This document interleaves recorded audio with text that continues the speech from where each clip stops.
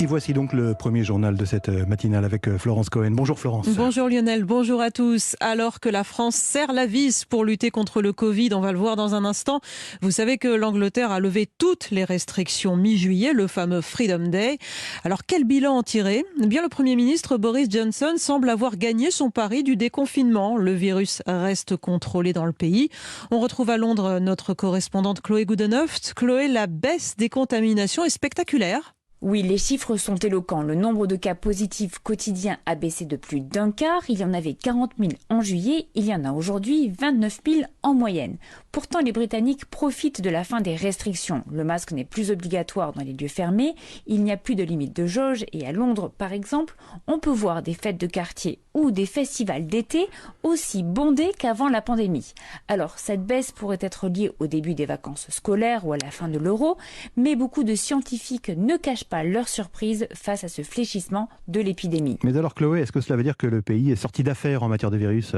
Non, malgré les apparences, la vigilance est toujours de mise, car l'immunité de groupe ne semble pas possible avec les coronavirus. C'est ce qu'explique l'épidémiologiste Paul Hunter. L'immunité de groupe se produit quand il y a une protection indirecte des personnes qui ne sont pas immunisées. Avec la rougeole, si vous avez 93-95% de la population immunisée, alors les 5% qui n'ont pas encore été vaccinés n'attrapent pas la rougeole. Les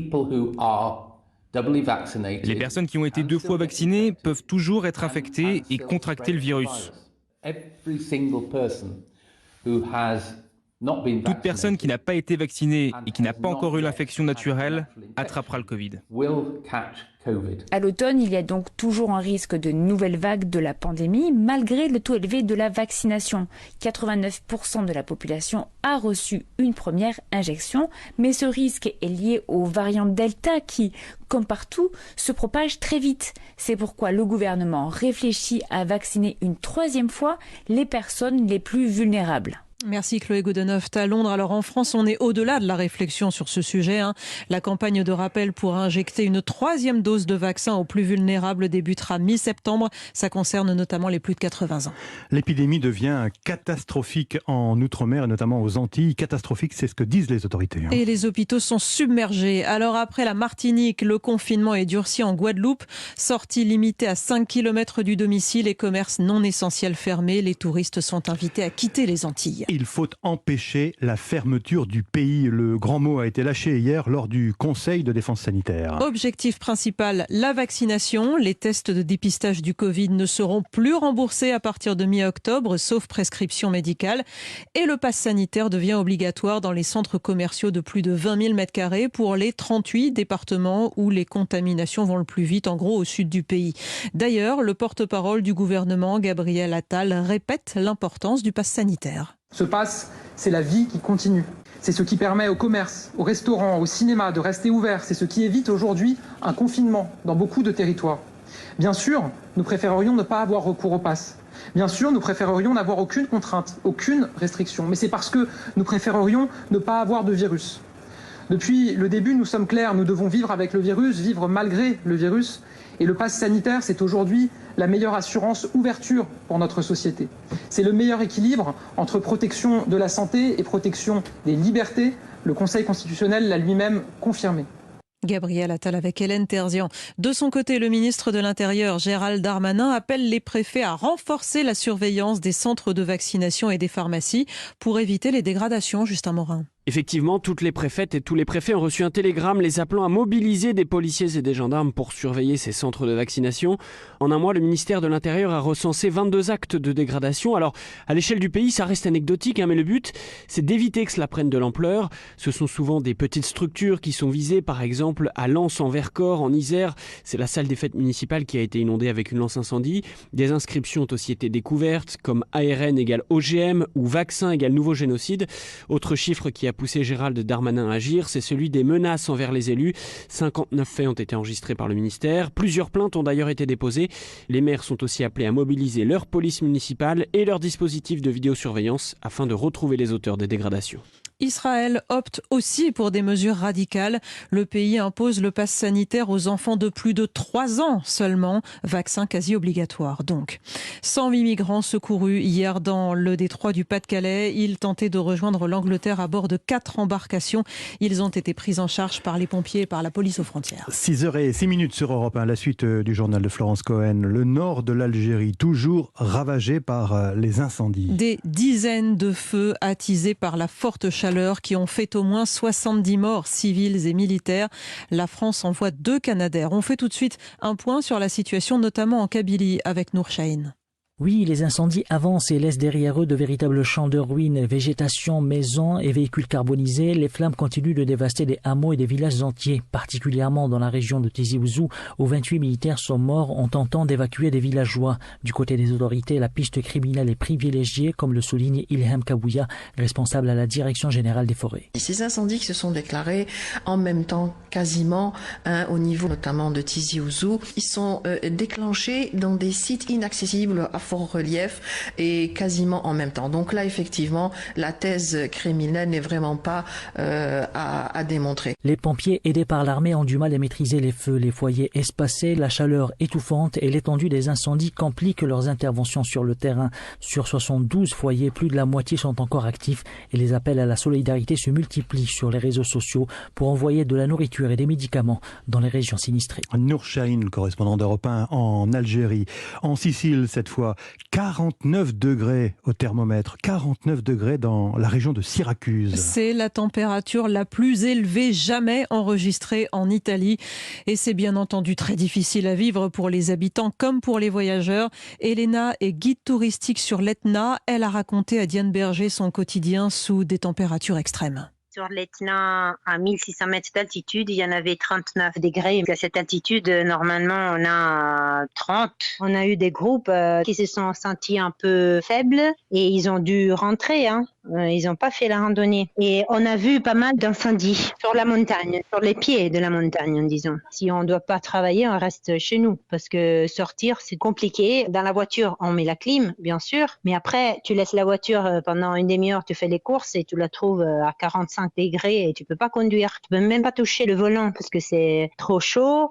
Normalement, à cette époque, on peut arriver à 40 degrés, mais c'est pendant un jour, pas qui dure si longtemps. Ça fait au moins une semaine, 10 jours qu'on a ces températures.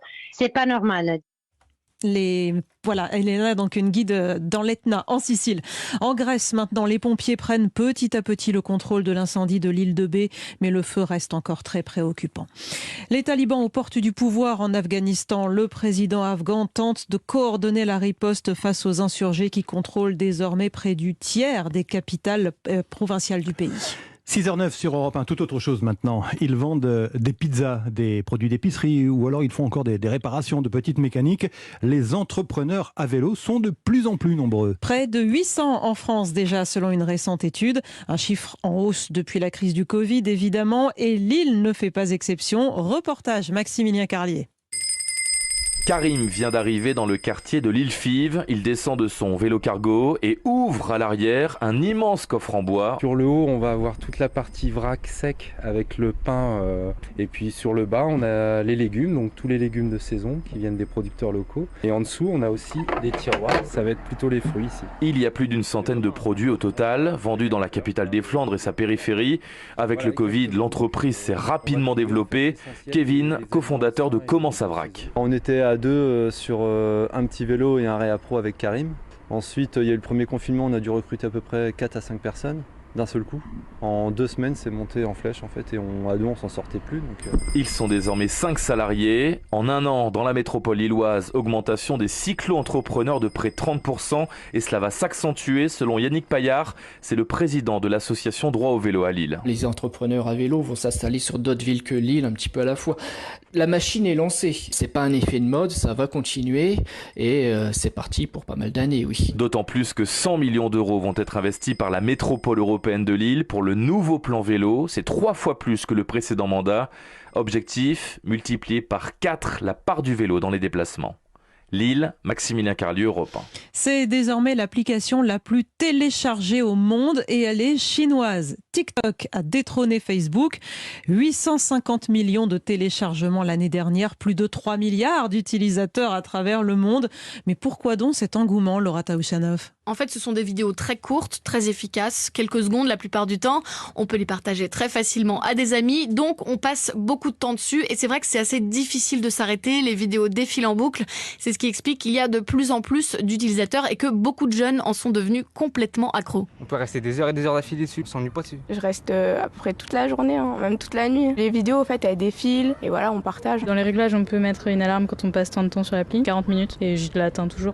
Alors on comprend qu'à la base c'est une application plutôt tournée vers les jeunes, Laura, mais aujourd'hui de plus en plus d'adultes la téléchargent aussi. Oui, d'ailleurs, j'en fais partie et je croise des professeurs de SVT, des musiciens, des livreurs de pizza parce qu'on trouve vraiment de tout sur TikTok. Sur des musiques comme celles que vous entendez, il y a des recettes, des petits sketchs drôles, des danses, des chansons ou des astuces.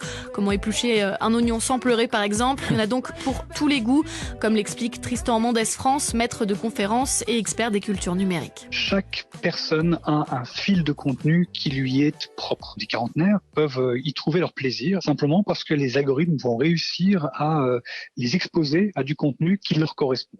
Et alors la preuve que cette application séduit un public de plus en plus large, c'est que certains utilisateurs très suivis deviennent carrément des stars. Oui, et ça peut aller très très vite. Il y a qu'à voir ce qui s'est passé pour ce groupe de 8 jeunes Français. Ils travaillent ensemble et ils ont un compte qui s'appelle Playhouse. En 3 semaines, ils ont gagné 1 million d'abonnés. C'est le record en France. Charles est l'un d'entre eux.